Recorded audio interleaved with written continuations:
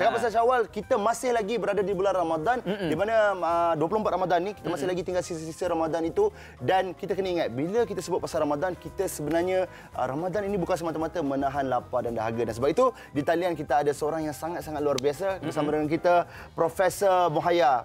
Assalamualaikum. Waalaikumsalam warahmatullahi wabarakatuh. Zaid dan Muaz. Wah, betul tengok. Terima kasih, Prof. Alhamdulillah. Kita dapat bersama dengan Prof ni pun kita rasa cukup bersyukur sebab kita semua sedia maklum Prof pun dalam keadaan begini nampaknya walaupun berada di rumah tapi sibuk macam-macam yang telah pun dilakukan dan dibuat Tapi kalau kita tengok Prof sekarang ni kalau berpuasa ni macam Zaid kata tadi bukan sekadar menahan lapar dan dahaga, banyak benda yang kita harus tengok, dan alhamdulillah saya rasa Prof kali ni punya Ramadan memang sangat berbeza. Semua orang ada masa yang banyak. Semua orang dapat memperbaiki diri, dan bagaimana Prof tengok? Adakah Prof bersetuju dengan apa yang kita katakan ni, Prof? Masya Allah, bismillahirrahmanirrahim. Sebenarnya inilah Ramadan terbaik yang saya secara peribadi. Sebab sebelum ni kita masa Ramadan, kita nak ibadah banyak, nak baca Quran, tetapi selalunya kita sibuk kan. Saya doktor lagi lah, ada patient dan sebagainya. Tetapi Allah berikan satu situasi di mana apabila kita ada satu pandemik yang kita tak tahu kena penyakit atau tidak, maka saya rasa banyak orang semua nak jadi baik, betul tak? Betul. Nak banyak berdoa, nak tingkatkan sistem imun kita. Sebab virus ni kita lawan bukan dengan obat, dengan sistem imun kita, sel tubuh kita. So kalau kita negatif, sistem imun kita kurang. So kalau banyak dosa, sistem imun kita kurang. So banyak orang jaga solat, banyak orang bertaubat, dan subhanallah, tengok negara kita, macam semalam cuma 17 kematian. Maksudnya kita sedang making progress. So saya yakin ramai orang sedang banyak berdoa, bertaubat, memperbaiki diri. So memang sangat baik. Dan masa yang Allah beri ni, saya yakin semua banyak baca Quran, dan nak ujung-ujung Ramadan ni semua orang tak sabar-sabar nak mendapat Lailatul Qadar. Betul, Prof. Baik, Prof. Sekarang ni betul, saya setuju dengan apa yang Prof kata. Dan ada juga segelintir yang mengatakan Ramadan kali ini kita tak boleh keluar rumah disebabkan PKP dan sebagainya. So bulan Ramadan ni kita lebih dikuarantinkan dalam rumah, penglihatan lebih terjaga, dan kita tak pergi bazar dan sebagainya, tidak membazir. Dan ada orang kata itu merupakan satu kebaikan. Jadi adakah ia benar, Prof? Apa pendapat Prof? Betul, tepat. Satu macam ni, kalau sebelum di Ramadan, bila kita pergi bazar dan sebagainya, kita pergi shopping tengah lapar. So semua nak beli kan? So banyak pengalaman kita dah lama asyik terbuang makanan.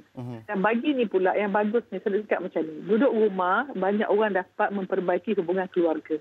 Sebab Zaid dan Muaz ingat dia, hidup kita ada 3 kehidupan. Yang pertama, hidup rahsia kita dengan Allah Subhanahu Wa Taala. Kita bangun tengah malam, kita solat, kita dengan Allah. Kemudian kita ada hidup peribadi kita dengan keluarga. Yang ketiga, hidup kita dengan orang awam, public life. Perasan tak Zaid Muaz dan penonton sekalian? Sebelum ni kita sangat sibuk dengan public, betul tak? Dengan office dan sebagainya. So tak ada masa untuk keluarga. So bila kena duduk dalam rumah, masa itu masa dia buka kantar kebenaran. Kalau sebelum ni kita tidak cukup memberi perhatian pada anak-anak kita, ataupun akaun emosi saya kurang, baru kita nampak, oh saya kurang beri pada anak-anak. So saya yakin banyak orang menghadapi ketenangan sebab bila kurang kita punya public life, kita lebih banyak memperbaiki perhubungan kita dengan keluarga dan dengan Allah Subhanahu Wa Taala. So yakin dah, ingat formula ni, Zaid Muaz penonton ingat formula ni ya. Siapa jaga hidup secret dia atau hubungan dengan Allah, kalau mantap, InsyaAllah hubungan dengan keluarga sangat mantap, berkasih sayang. Dan insyaAllah siapa lepas PKP ni, bila pergi kerja, bila jumpa public di Facebook macam saya kat sini pun, boleh tak saya senyum kalau saya lepas bergaduh dengan suami? Tak boleh kan? Jadi kalau kita bahagia dengan Allah, tenang dengan Allah, bahagia dengan keluarga, kita gembira dan menggembirakan orang lain. So, tentunya negara kita akan bertambah baik. Sebab kalau satu orang memperbaiki diri dia, InsyaAllah. Memanglah kita menjaga mata kita sangat baik, jaga hati kita, jaga tidak balas kita pada makan. Okey, Prof. Dan kalau kita lihat, alhamdulillah hati kita jaga dengan baik, mata kita jaga dengan baik. Akan tetapi kita terlepas pandang pula, Prof. Tangan kita tak jaga dengan baik. Tangan kita yang menaip, yang melontarkan kata-kata di media sosial. Ini yang kita paling risau ni, Prof. Semayang dah ngaji Quran dah dengan keluarga tapi tiba-tiba bila depan komputer, kita lupa diri. Sebab orang tak nampak. Kita boleh lontarkan je apa-apa perkara. Itu je, Prof. Sekarang ni cabaran kita, saya rasa itulah yang kita nak hilangkan tu agak sukar. Boleh macam ni. kita type tu satu tabiat. Tabiat ni satu benda automatik kita buat tanpa sedar. Jadi kita kena ubah tabiat ni. Ingat macam ni ya. Tangan ni macam mulut jugalah. Kalau kita jumpa orang mulut, sekarang ni mulut jadi tangan kan. Ingat macam ni. Dengar perkataan ni semua orang. Tangan ni kita angkat takbir Allahu Akbar. Tangan ni kita angkat tahiyat. Asyhadu an la ilaha illallah. Jadi janganlah tangan yang sama menaib sesuatu yang memberi aib pada orang.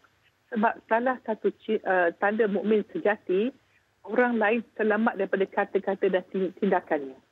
Jadi kalau bayang macam ni tangan kita ni macam kalau teko ada air, corong mulut tu mulut kita. So kalau hati kita bersih, yang keluar daripada teko tu pun air teh, keluar air teh. Jadi kalau kita nampak dengan Allah baik, tak akan dia berlaku orang yang jaga Allah dan baik akhlaknya akan tak yang tak baik. Jadi kalau kita tak baik, berarti memang hati tak baik. So kita mesti banyak taubat, minta maaf dan maafkan orang. Istighfar banyak-banyak. Dan berdoa pada Allah, ya Allah, aku ni kenapalah, aku ada tangan yang menjambau aku pada api neraka. Tolonglah, tolong, minta bantuan pada Allah. Muaz, Z, nak tahu ya, nak ingatkan. Kita jadi baik bukan sebab kita baik ya. Kita jadi baik sebab Allah beri hidayah. Mintalah hidayah dan taufik pada Allah. Jadi siapa yang sedang buat baik, jangan bajet bagus. Jangan pandang orang. Jangan label orang. Bersyukur Allah pilih kita buat baik. Dan doakan kawan-kawan kita yang belum dapat buat baik lagi. Saling mendoakan. Betul, itu ada pros and cons dia sebenarnya Prof. Di mana sekarang ni ramai orang bila nak buat benda lain tu tak boleh. Jadi dekat rumah banyak main social media dan sebagainya. Jadi kita boleh katakan juga tu Muaz, itu pros and cons je lah. Betul. Baik, Prof. Ni kita dapat tahu yang Prof melancarkan e-book. Ini bila Prof Muhaya punya e-book ni, saya rasa satu benda yang tak boleh dilepaskan. Mungkin Prof sendiri boleh kongsikan dengan kami sebenarnya e-book tu bagaimana, apakah isi kandungannya dan sebagainya. Okey, macam ni. Saya setiap pagi pukul 7 pagi saya akan live. Hampir 1,000 orang online menonton apa saya cakap. Dan soalan yang ditanya semua stres. Suami baran, anak nakal, macam-macam lah. So, saya buat satu e-book tajuk dia Formula Bebas Stres. Saya berikan daripada start bangun pagi sampai akhirnya yang saya amalkan sendiri.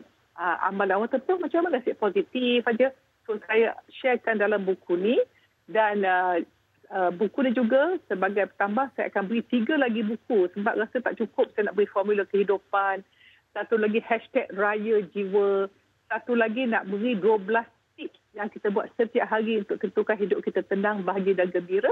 Dan hanya akan dilancarkan pada hari Jumaat nanti 22 bulan 9 pagi. So pergi ke profmuhaya.com, boleh dapatkan buku tu. Okey, sekarang ni lebih mudah nampak Prof pun sentiasa mengikuti perkembangan terkini. Boleh baca pada e-book saja. Jadi kita boleh perolehnya dengan mudah dan boleh simpan, takkan hilang. Itu yang paling penting tu. Lepas tu kalau stres kan boleh buka anytime. Kan? Rasa stres buka anytime.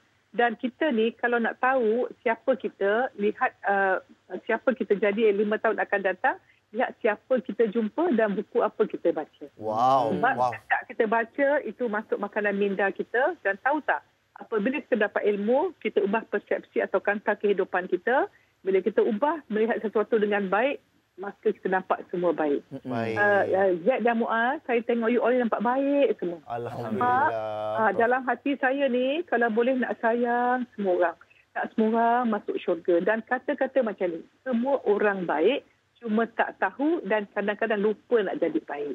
Jadilah kita contoh pada orang lain. Rahmatan lil alamin. Tujuan hidup kita untuk menyuruh orang pada Allah, bukan pada benda lain, insya-Allah. Terima kasih banyak Prof. Perkongsian ini sangat baik, sangat luar biasa, sangat positif. Rasanya kejian rohani kita telah diberi makan. Betul. Oh lama memang best. Alhamdulillah. Terima kasih banyak Prof kerana sudi meluangkan.